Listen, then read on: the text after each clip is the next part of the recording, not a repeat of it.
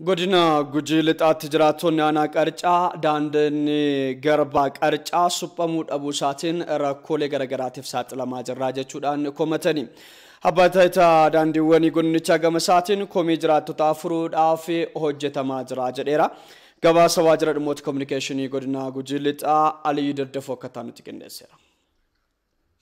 Godina Gujii lixaatti jiraattonni aanaa qarcaa daandiin garbaa qarcaa waggoottan hedduuf suphamee akka hin jirre himu. Kanaanis daandichi miidhamuu isaatiin tajaajila barbaadamu sirnaan kennaa hin jiru jedhan. Jiraattonni aanichaas sababa suphaa dhabuutiin addaan cituun daandii kanaa oomisha isaanii gabatti geeffachuudhaaf rakkoo birootiif kan isaan saaxile ta'uu dubbatu. Rakkinichi akka furamuuf qaamolee adda addaatti iyyatanis fala hin arganne jedhu hanga ammaatti. Karaa birrii 20 birrii 40 kaffallee deemu jirra.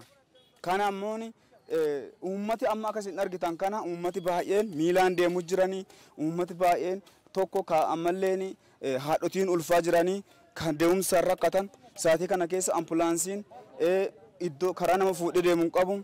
Mootummaan ammoo furmaata isinii kenna jedha. Furmaata tokko nuu kenname hin jiru. Yeroo ammaa kana konkolaataa fi mootummaan dhabne midhaan kennaa jiru sadarkaa manaatti faraa jirra. Karaa geeffannu dhanne mana nu jalaa badaa jira. Sababa rakkoo daandii kanaatiin rakkoolee hawaasummaa fi diinagdee garagaraatiif saaxilamaa akka jiranis himuudhaan mootummaan rakkoo kana hubachuun furmaata akka kennuufis gaafatanii jiru. Karaa cite jedhanee ka'anii nu kaffala jedhanee warri makiinaa achuma duuban nu harcaasee ka'ee ammalli kun ganaa bifa haadhaan nu kaffala jedhanii waan kana kaffalu. Falli nuti jennu mootummaa amma irra caalaa karaa kana nu ilaalee ka'ee akka nu fooyyessee ka'ee akka nu midhaasu barbaanna. Sababa ammalleen daandiin kun sababa karaa irra citu jiruuf maantu jira? Diinagdeen qarcaa baay'een isaa qabeenya qarcaa gugurdaa ka amma laga biyyattiitti haga addunyaatti haga ammalleen bunni qarcaan oomishu haga qarcaa ishee jedhame.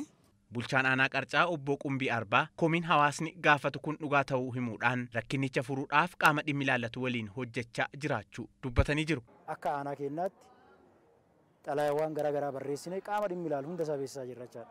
Biiroo Pirezidaantii beeksisnee jirra. Biiroo Abbaa Taayitaa Daandiiwwan Oromiyaa beeksisnee jirra. Hanga Daayireektera Daandiiwwan Federaalaattis beeksisuuf deemaa jirra jechaadha. Maaliif kana goona? Rakkoon uummanni keenya saaxilamaa jiru. Rakkoo ammaataadha.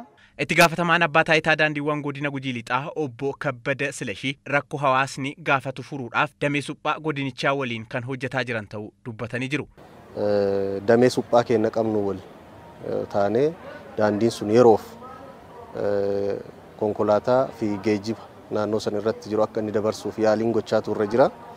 Naannoo waliinis wanni irratti walii galle daandii kana sadarkaa naannootiin hojjechuun irra sadarkaa federaalaatiin gara ispaaltiitti akka inni hojjetamuu danda'amu jennee yaadaaf gaaffii dhiyeessaa turre irraa kaanee naannoo yeroo ammaa kana xalayaa gara federaalaatti nu barreessee jira.